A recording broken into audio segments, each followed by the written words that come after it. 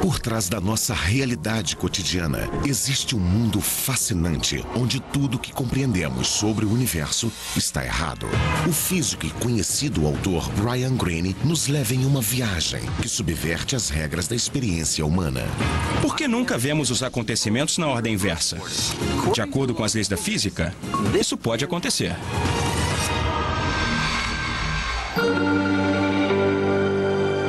Além do cosmos, o multiverso.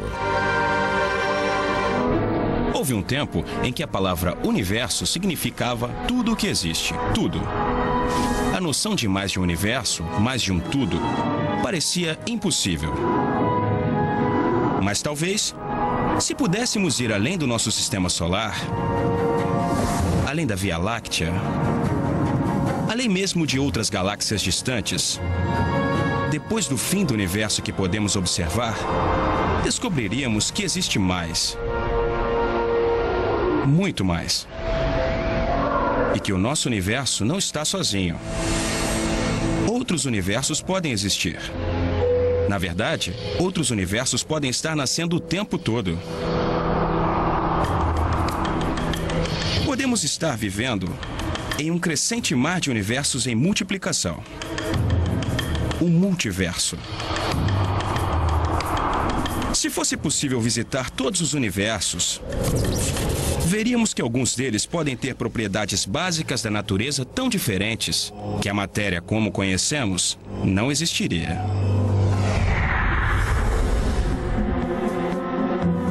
Outros podem ter galáxias, estrelas, até mesmo um planeta que parece familiar, mas com algumas incríveis diferenças.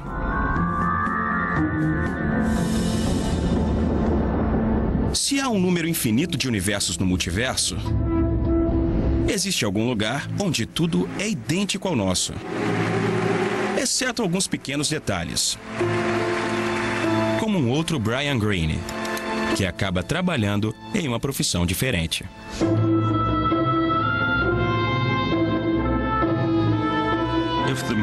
Se o multiverso é de fato infinito, algum deles terá que se confrontar com muitas possibilidades que são difíceis de imaginar.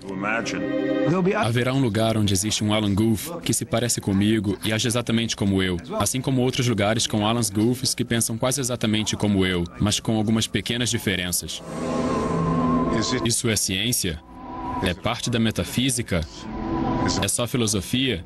Religião? Os físicos tendem a não fazer essas perguntas. Eles apenas dizem, vamos seguir a lógica. E a lógica parece levar a isso.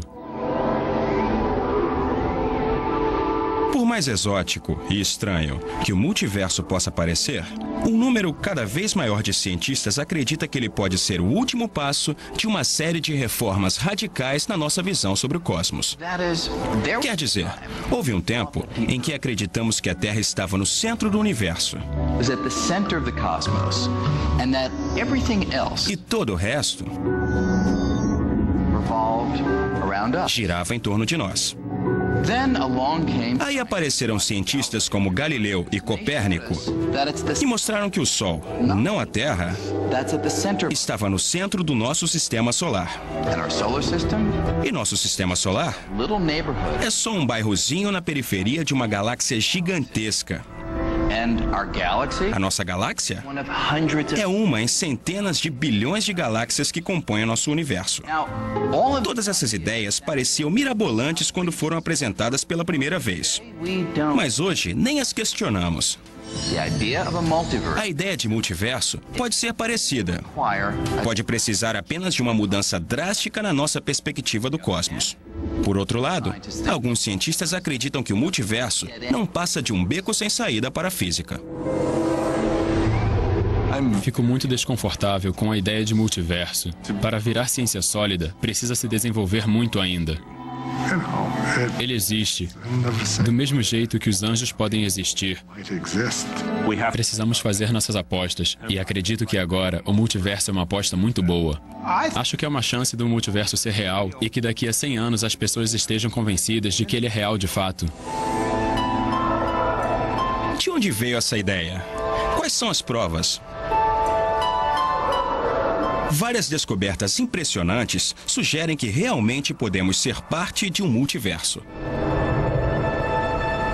A primeira dessas descobertas tem a ver com a teoria bem aceita sobre a origem do universo, o Big Bang. De acordo com essa teoria, nosso universo começou há uns 14 bilhões de anos com uma explosão muito violenta. Ao longo de bilhões de anos, o universo esfriou e se aglutinou, permitindo a formação de estrelas, planetas e galáxias. Como resultado dessa explosão, o universo continua expandindo até hoje. Mas se pudéssemos passar a história do universo ao contrário, até o começo de tudo, veríamos que a teoria do Big Bang não diz nada sobre o que arremessou tudo para fora. O nome da teoria é Big Bang, ou Grande Explosão, mas uma coisa que ela deixa de fora é o que causou a explosão. Não diz nada sobre o que explodiu ou o que aconteceu antes da explosão. Então, qual foi o combustível dessa explosão violenta? Que força pode ter arremessado tudo para fora? A busca pelas respostas colocou os cientistas cara a cara com o multiverso. O trabalho do físico Alan Guth inesperadamente ajudou a criar as bases para a ideia de multiverso. Hoje, ele é professor do Instituto de Tecnologia de Massachusetts. Mas em 1979, Guth e o colega Henry Tai estavam estudando uma nova ideia sobre como as partículas podem ter se formado no início do universo. Henry sugeriu que deveríamos observar se esse novo processo em que estávamos pensando poderia ou não influenciar a taxa de expansão do universo. Guth e Tai não tinham a intenção de investigar a taxa de expansão do universo nos primeiros momentos após o Big Bang. Mas o questionamento de Henry Tai fez com que Guth revisasse os cálculos mais uma vez. Guth descobriu, com a matemática, evidências de que no ambiente extremo no comecinho do universo, a gravidade podia atuar ao contrário. Ao invés de aproximar os objetos, essa gravidade repulsiva afastaria tudo de si, causando a grande expansão. Imediatamente, fiquei muito empolgado e rabisquei o cálculo no meu caderno. No final, escrevi "descoberta espetacular" com uma caixa em volta. Porque percebi que, se estivesse certa, ela poderia ser muito importante. Ao descobrir essa gravidade repulsiva, Alan Guth, sem querer, lançou luz sobre o comecinho do Big Bang. Descrita matematicamente, esta força era tão poderosa que poderia pegar um espaço tão pequeno quanto de uma molécula e expandi-lo para o tamanho da Via Láctea em menos de um bilionésimo de um piscar de olhos.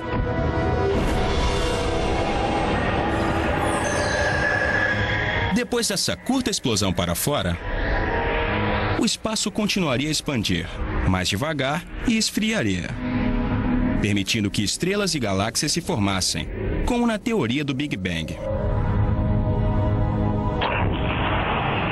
Guth chamou esse estouro de expansão de inflação. Ele acreditava que ela explicaria o que fez com que o universo se expandisse. A poderosa gravidade repulsiva da inflação era o Bang do Big Bang. Os cientistas perceberam que, se a teoria estivesse correta, eles deveriam encontrar evidências no céu noturno. Imagine que fosse possível apagar o Sol e remover todas as estrelas. Se nossos olhos pudessem detectar o resto da energia que ainda está lá, veríamos uma luminosidade morna em todo o universo. Esse mar de radiação é chamado de radiação cósmica de fundo. São os últimos vestígios de calor do próprio Big Bang. A teoria previa que a expansão violenta de espaço durante a inflação deixaria uma marca nessa radiação. Essas impressões digitais formariam um padrão preciso de variações de temperatura, pedaços um pouco mais frios, outros um pouco mais quentes, que seria mais ou menos assim.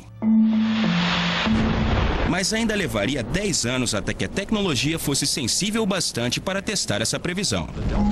Em 1989, a NASA lançou o satélite conhecido como Explorador do Fundo Cósmico, seguido de um segundo satélite, o WMAP, em 2001, colocando a inflação à prova.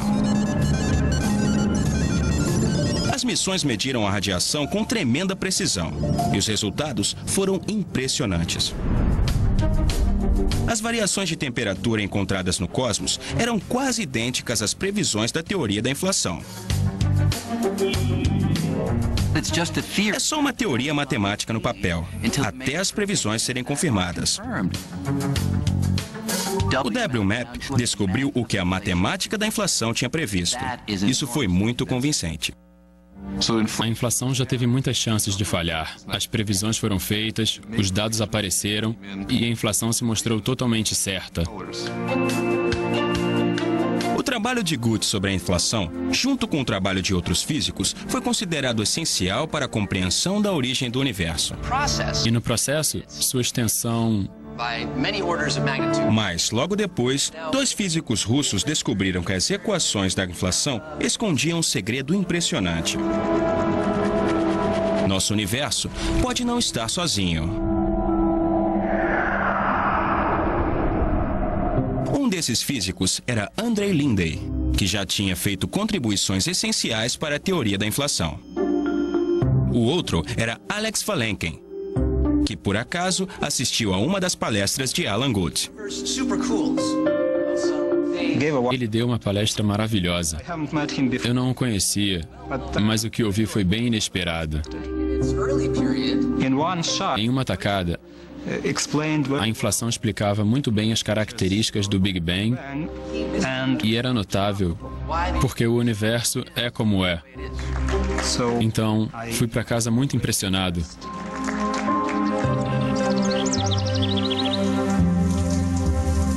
Alex Valenkin ficou tão impressionado que não conseguia parar de pensar na inflação por meses. Geralmente, faço minhas reflexões do dia no banho, que costumam ser longos. Quanto mais Valenkin pensava no processo de inflação, mais ele se perguntava o que poderia ter feito com que ela parasse. Como uma região do espaço poderia sair da inflação? O que acontece exatamente no momento em que a inflação acaba? Enquanto eu pensava, descobri que o fim da inflação não acontece em todos os lugares ao mesmo tempo. Valenkin se deu conta de que a inflação não termina em todos os lugares ao mesmo tempo. Então ela sempre está acontecendo em alguma parte do espaço. Nesse cenário, o Big Bang não é um evento único que aconteceu. Várias explosões aconteceram antes da nossa e inúmeras outras acontecerão no futuro. Era um novo cenário impressionante e inesperado, no qual a inflação pararia em algumas regiões, mas continuaria em outros lugares. Novos Big Bangs estão sempre acontecendo. Novos universos estão sempre nascendo, criando um multiverso em eterna expansão. Lindei e Valenkin, em especial, defenderam a ideia de que a inflação pode não acabar nunca. Que esse processo de expansão pode acontecer repetidas vezes, gerando um universo atrás do outro. Afinal, isso era uma revolução na ciência ou uma teoria cheia de furos? A ideia ficou conhecida como inflação eterna. Podemos imaginá-la mais ou menos assim. Pense que este pedaço de queijo é o espaço inteiro antes da formação das estrelas e das galáxias. De acordo com a inflação, o espaço é preenchido uniformemente com uma imensa quantidade de energia. E essa energia faz o espaço expandir